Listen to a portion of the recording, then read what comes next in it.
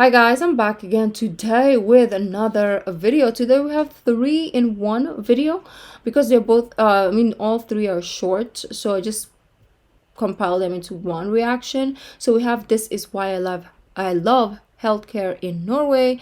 We have a trip to the emergency room in Norway, and then the last one is Taxi Stoltenberg. Don't know what that means, but before we do start, don't forget to subscribe, click the bell button, and let's begin with the two Norway videos. Maybe the Taxi Stoltenberg is also Norway, but I don't know.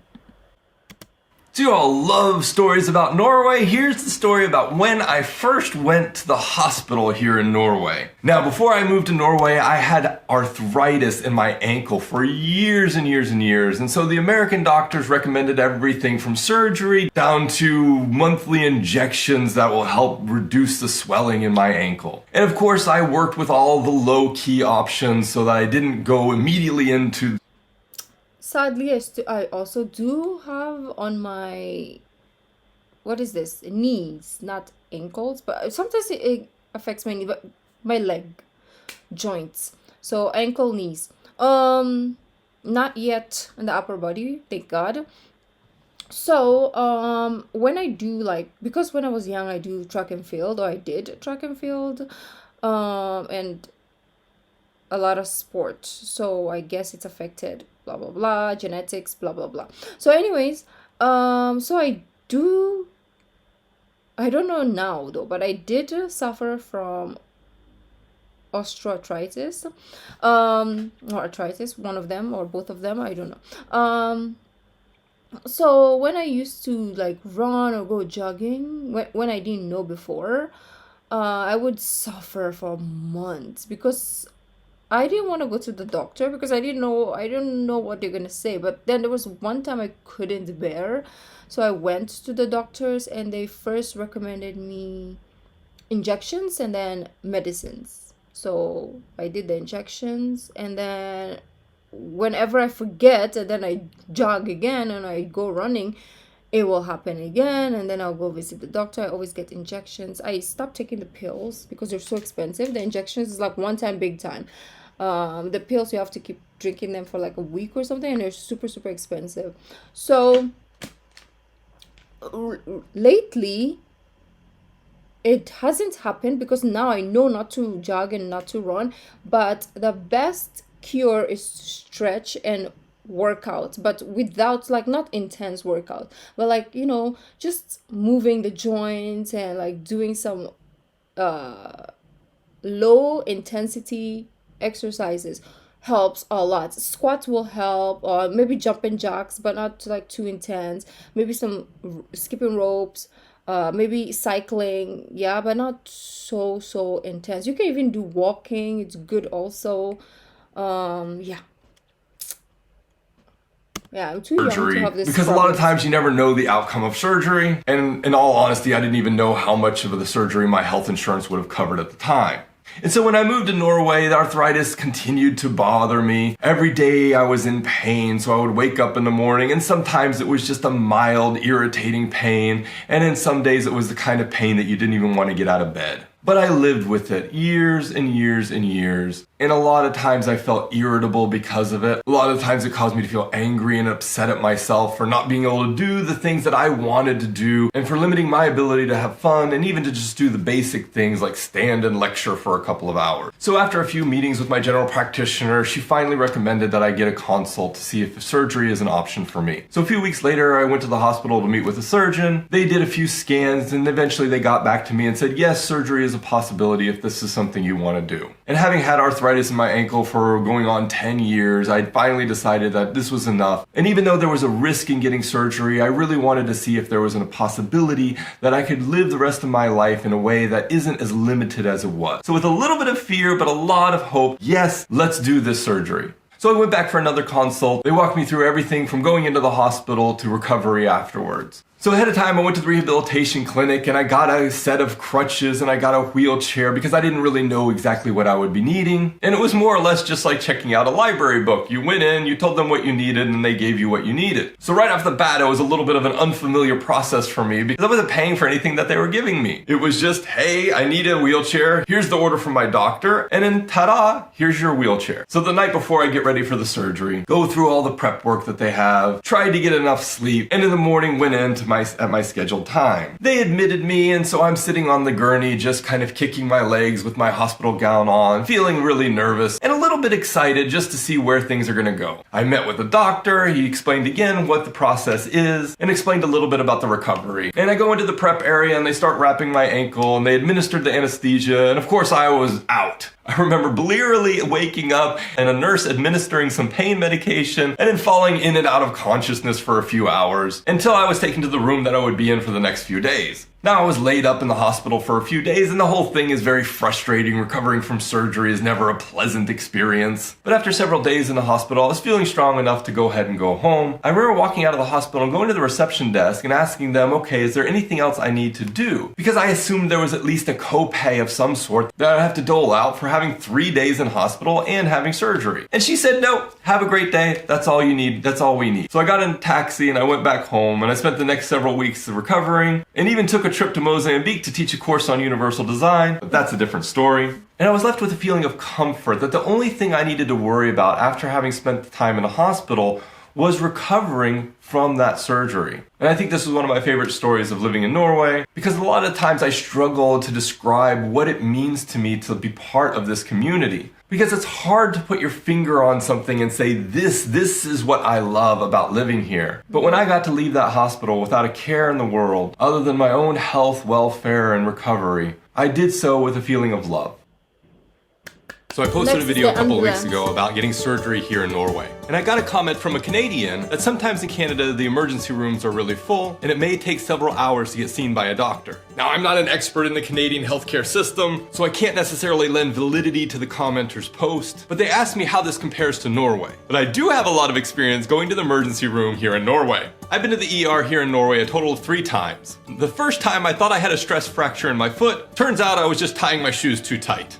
The second time I slammed my finger in the door, they took an x-ray, nothing was broken, so they gave me some paracetamol and sent me home. And the third time I was there accompanying a colleague. All 3 times we were admitted in fairly short order. Now I believe like all emergency rooms, they admit people according to the severity of their injuries. So of course me with my stress fracture and my finger that wasn't actually broken but just pinched in the doorway wasn't necessarily the most serious case at the ER. So I certainly wasn't the first one that was admitted. But I also didn't have to wait for hours. In most cases, they brought me to a waiting room. Within an hour, I would see a doctor. Then they would shuffle me off to get an x-ray, where I waited maybe another hour. And when the doctor tried very hard not to roll their eyes at me, they sent me along my way. And in total, I had lost maybe 2 or 3 hours out of my day. Now, I acknowledge that the Norwegian healthcare system is not perfect. It is by no stretch of the imagination a fail-proof system. There are definitely gaps in care. There are definitely issues in terms of innovation and resource constraints that affect the daily lives of me and other people throughout the country. But seeing the Norwegian healthcare system up against my experience of the American healthcare system, I gotta say it's like night and day. And unless things radically change on one side or the other, I'll continue to be very, very happy and grateful to live in a country where I can go to the emergency room the next time that I imagine I broke a bone and walk out having gotten the care I needed and not being sent a bill after the fact and not jeopardizing my financial security at the end of it. I never have to ask myself whether I should go to the doctor. If I'm concerned about my health, I just go. And I'm grateful to live in a country where my taxes pay for that kind of care. That is I dag er det fredag. Emergency rooms here are okay. It depends. Sometimes they're really... Actually, the emergency rooms are actually faster than the clinic waiting.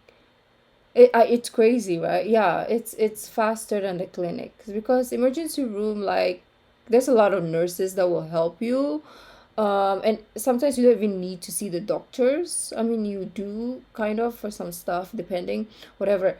Yeah, most of this I don't think you see the doctors a lot in the emergency room, depending what you're there for. But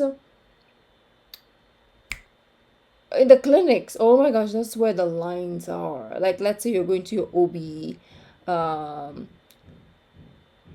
you have to make an appointment, and then you will stay in line for like a year, maybe the whole day, because there's a lot of people wanting to see a specific doctor, right? So that's the part that I don't like. Emergency rooms are actually like 30 minutes, an hour, you're done. Next one is the taxi Stoltenberg. I have no idea what this is. It's out of topic, but we're gonna do it. I dag det fredag, og jeg har gjort det. Okay. I dag det fredag, og jeg har gjort det jeg gjør nesten hver fredag. Jeg har deltatt I statsråd hos kongen på slottet. Men resten av dagen skal bli ganske annerledes enn fredag I flest. I jobben min som statsminister det viktig å få høre hva folk egentlig mener. Og det ett sted folk virkelig sier hva de mener om det meste, så det I taxien.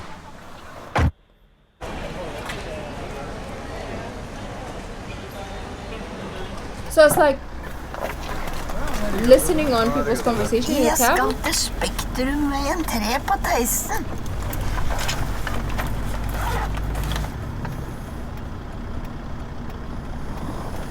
Oh, he knows him. Is he like a... Når jeg ser på siden, så virker det ligner på Stoltenberg. Du mener jeg ligner på Is he in the parliament or minister or something? Wait, let me check. Stoltenberg, yeah. Secretary General of NATO. Interesting. Okay, he's a politician. Oh, now it makes sense. Okay, yeah. Well, it's kind of like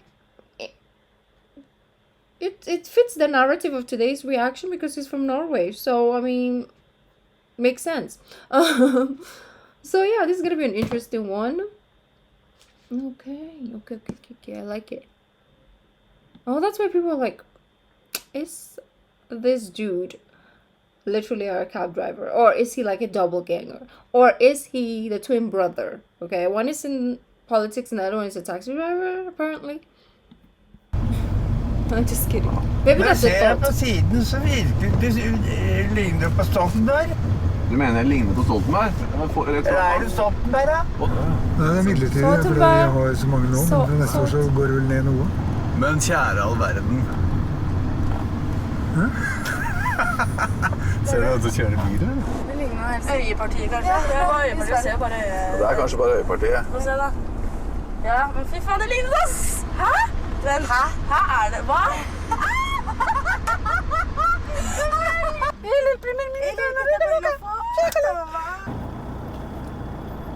du har begynt å kjøre taxi? Ja. Som på si? Ja.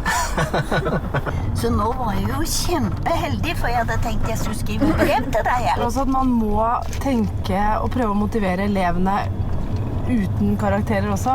Ja, klart man følger de kravene som satt fra både stat og kommune, men hvordan det liksom driftes jo veldig forskjellig. Altså det hele poenget med skolepolitikken egentlig, det å sørge for at både de flinke har noe strekke seg til å bli bedre, og de som sliter litt får litt ekstra hjelp.